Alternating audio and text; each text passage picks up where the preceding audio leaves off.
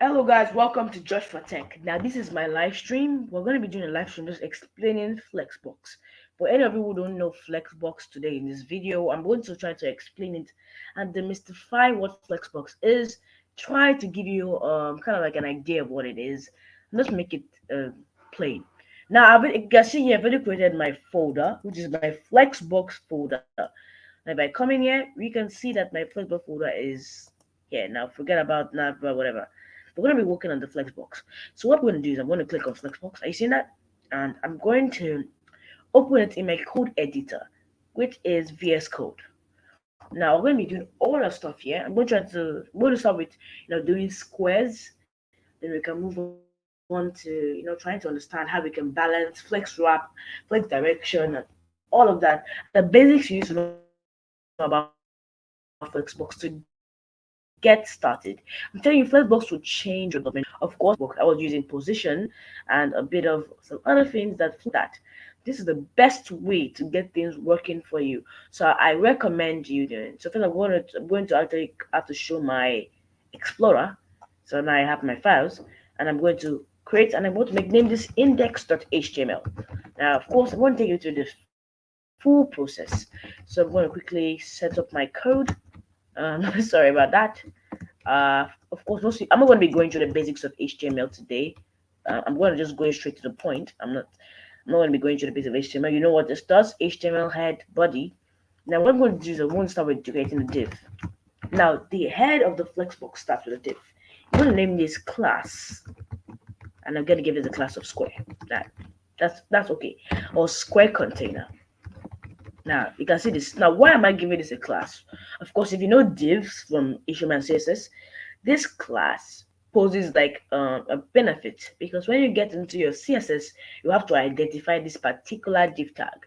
So I choose to use a class so I can identify it and it makes adding Flexbox easy. Now next we're going to do style. So style.css and now these two files are where I'm going to be. I'm going to be writing the styles of Flexbox here. I'm going to be writing my index.html right here. So what I'm going to do next is I'm going to create link. So this it makes it easy for us. Link. I'm going to link it to link style.css. Now rel equals style sheet, href equals style.css, just to link it so that it comes already. So if I click this, it should take me right here. Now, if we open this up in our browser, which I'm going to be using, let me check. Okay, if I open this up in my browser, what's going to happen? Sorry, beware of my StreamYard Studio. And you can see nothing is going on. And that's because we have not created anything. So what I'm going to do is that inside this square container, I'm going to create a div called square. So we're going to make a square with equal space. We'll start a lot of things, but let's just create our squares. So I'll do div class equals square, and I'm going to copy that div twice. So now let me copy this one. Oh, sorry, one control, and then now next I'm going to go to my style the CSS. I'm going to style this square. Now this is quick stuff. I'm going to give it a height of 50 pixels, width of 50 pixels. Let me do 150. I don't think 50. You can use M.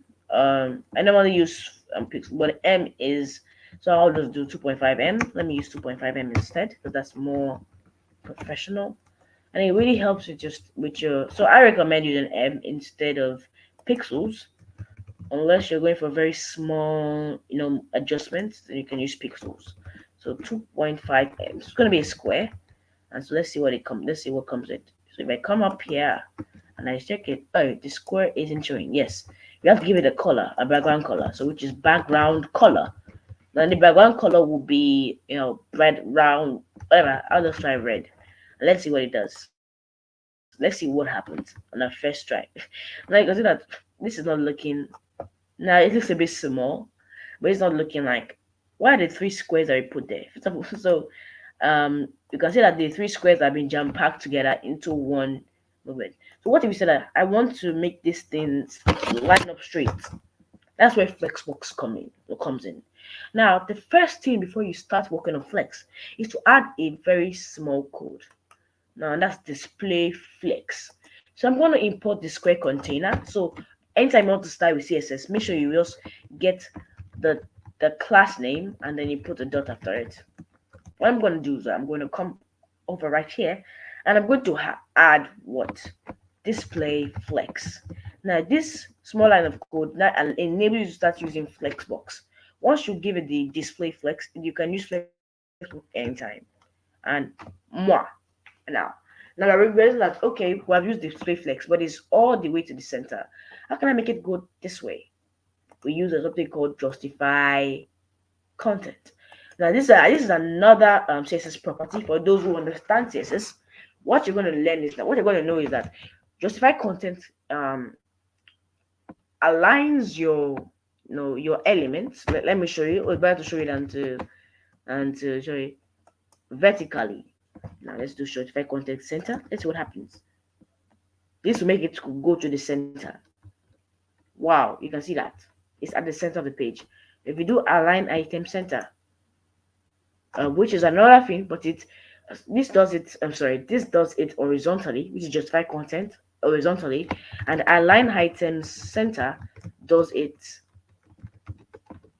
vertically, which is straight up. So of course you're wondering why is it not working? That's because you have to make your height 100%, width 100%, and height 100%. It's right now because if you put a border around this to see what's going on here, you'll notice that you can't really go that far because it's not covering the whole page. It's covering a small subsection of the page. So it's actually at the center. So what you're going to have to do is you're going to have to make it the height 100% of the page. So how do you do that? Which means it fills the whole page as height, and then you now do 100%. Now if I do this, I'm very sure it's going to create. Oh sorry, at 100%. Let me try at 100 VH. Now you can see. I think 100% does not work because sometimes 100 VH is the best if you want to cover up the whole screen. We recommend 100%. But 100 VH, you can see it's at the center of the whole entire page. Now that's the power of align item center. Align item center aligns it vertically and justify content center horizontally. Now, why do we need to know this? We also need to know that if the flexbox change size, like changes from displaying straight to displaying this. Now, how do we do that? We're going to create a flex direction. I'm getting to something in a point. If it goes from doing that to doing straight down, then what's going to happen is that it's going to reverse. So it's a very confusing concept, but I'm going to try to explain it right now. Now, if I don't put justify content in, no, justify content that was horizontal before. Let's see what happens now. You can see it's aligned horizontally, but it's not aligned top. It's not aligned at the center of the page. No, align item center was vertical before, but now it's horizontal. You can see that now it's working horizontally. I'm wondering why is that? When you has the direction changes, they both inverse. So when it's column, which is straight, the justify content center is vertical and the align item is horizontal. Remember that anytime you're doing this. So is it only center that we have? No. We have other items. Let me just remove this from column because we're not going to need the column now. And if I come here, sorry, and I do justify content flex end, what does it do? It brings it to the end horizontally. Boom. You want to bring it at the start of it. You want to bring it at the start horizontally. Flex start. It puts it at the start, which is right over to the left. Boom. Simple. Or if you want it to go down, we do flex end, which is this one is vertically flex end. Let's see. Boom. Now remember this flex end is going to go to the other side. If it's horizontal, it goes all the way to the right.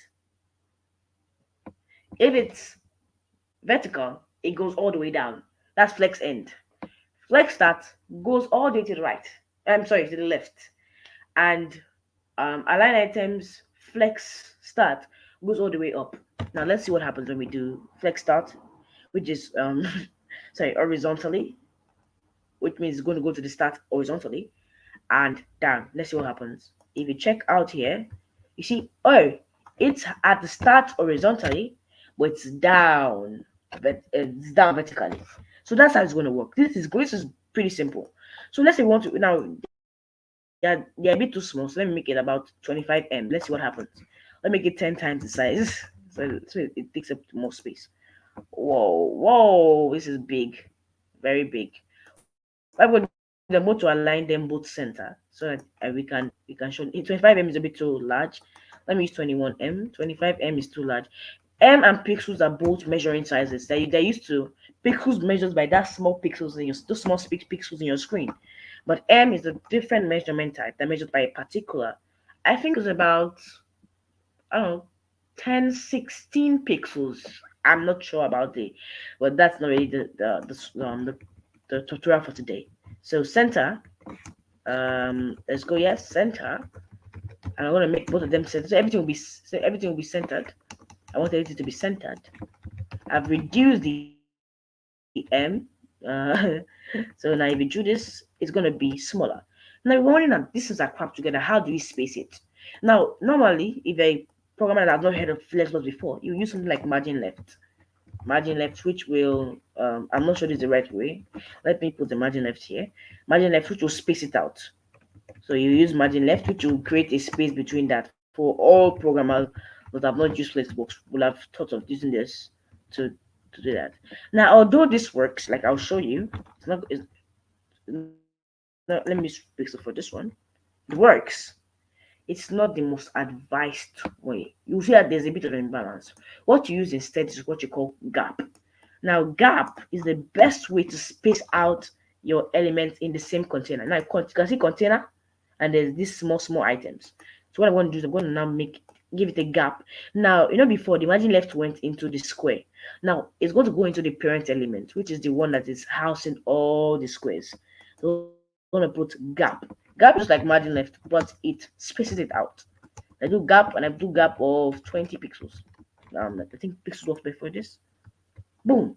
You can see both sides are equal, which is you can see that the space around it is equal, and that. And so yes. So and if you want it to be responsive, you can use something called FlexWrap. FlexWrap. I don't recommend you using FlexWrap. I think you should use a bit of media query, but FlexWrap does something. So if you do FlexWrap, is to make sure that this is responsive. So if you come here, you can see that by the point to do a bit of of this, which is not good in web design, but it does work and it's amazing. So guys, thank you for watching my Flexbox tutorial. If you have any questions, put it down in the comment section below. Thank you for joining my live stream today. Anyone who joined, anyone who was there, anyone who enjoyed this teaching, this just helps to give a basic understanding of Flexbox. I'll be doing more live streams from now on. You're gonna be learning a lot of things. But this is just a basic introduction to Flexbox. Thank you guys for tuning in, and bye bye. Thank you. Bye.